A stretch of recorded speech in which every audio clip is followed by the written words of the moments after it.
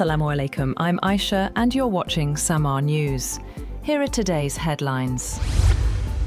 US Secretary of State Marco Rubio has warned that any economic or military conflict between the United States and China would be catastrophic for both countries and the wider world. Rubio said Washington must carefully balance competition with Beijing while protecting US national interests, stressing that avoiding direct conflict remains a key priority of American foreign policy. Iran has issued a fresh warning to countries in the region, cautioning against aligning with the United States. A senior Iranian military commander claimed any country serving as a defensive shield for Washington could face the consequences of war. Commander of Iran's Khatam al-Anbiya Central Headquarters, Major General Ali Abdollahi, said the United States is seeking to further ignite conflict across the Middle East. In a message addressed to neighboring countries, Abdollahi said Washington is pursuing with increasing speed the path of widespread warmongering in a regional war.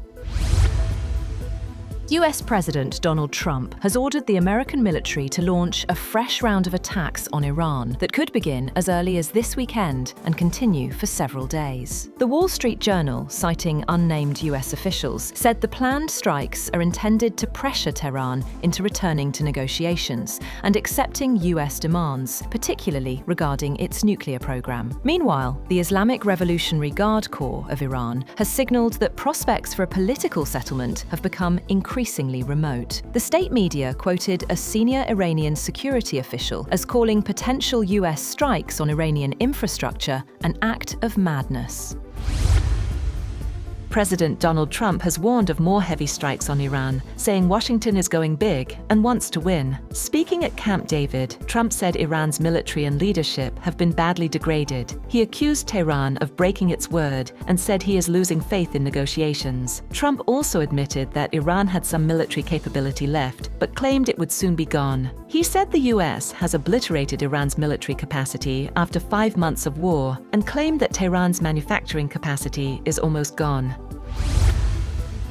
President Donald Trump has said that the war with Iran is going well, claiming that American troops are hitting Tehran hard. Speaking to a private news channel, Trump said the US would keep winning until Iran has no choice but to back down. He also claimed that Washington was knocking them out for a loop.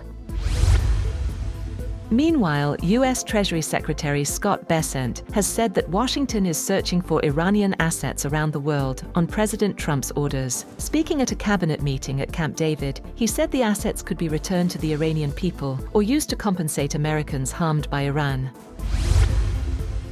US President Donald Trump says Todd Blanche will remain acting Attorney General if the Senate does not confirm his nomination for the top Justice Department post. Trump also said he would push Congress to revive and codify a proposed anti-weaponization fund, despite previously saying the plan had been abandoned. The proposal has drawn criticism from opponents, while some Republican senators have delayed Blanche's confirmation over concerns about the fund. Iran's armed forces have said that the Strait of Hormuz remains closed, despite US claims that shipping traffic is continuing. Tehran said that vessels can only pass in coordination with Iranian naval forces and accused CENTCOM of falsely claiming ships can cross under US military escort. Meanwhile, Iran's Revolutionary Guard said that they stopped 2 oil tankers attempting to cross the strait under US military air escort. The IRGC said 4 other tankers were also forced to turn back, warning that US military intervention in the strait would not go unanswered. Celebrated Nepali climber Nirmal Purja has died in an avalanche during an expedition in Pakistan. His expedition organising company confirmed in an Instagram post that Nims Dai tragically lost his life following the avalanche on Broad Peak. It added that the other members of the expedition also did not survive. Purja and 9 others had been missing since Thursday after being struck by an avalanche on the 8,051-metre Broad Peak, a technically difficult climb in Pakistan's Gilgit-Baltistan region. Indian Prime Minister Narendra Modi has said that he wants to forgive students who hurled expletives at him during protests last month, saying that punishing them and forcing them to appear repeatedly in court would not help resolve the situation. In a video posted on social media, Modi called the protesters misled children, saying that showing them the right path was a duty. He says he wants to forgive them and hopes society also accepts his stance. Spain has begun installing a floating barrier off the coast of its North African enclave of Ceuta after migrant crossings halted overnight following a deadly border rush. Spanish authorities say around 50,000 migrants crossed into Ceuta by land and sea over 2 days. Officials added that more than 48,000 have since returned to Morocco, while at least 67 people were killed during the unprecedented surge.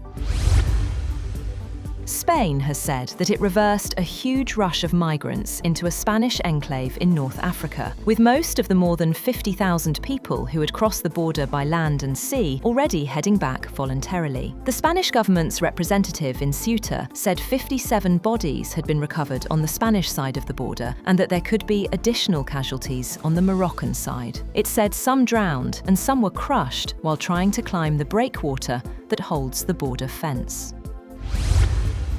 FIFA President Gianni Infantino has said that the World Soccer's governing body has scrapped plans to sell a stake in the World Cup to private investors after widespread backlash. He said that, having listened carefully to all the views, it has become clear that the project has created divisions of a nature that, regardless of the level of support, are no longer in the interest of the objective set out in the first place. That's all for now.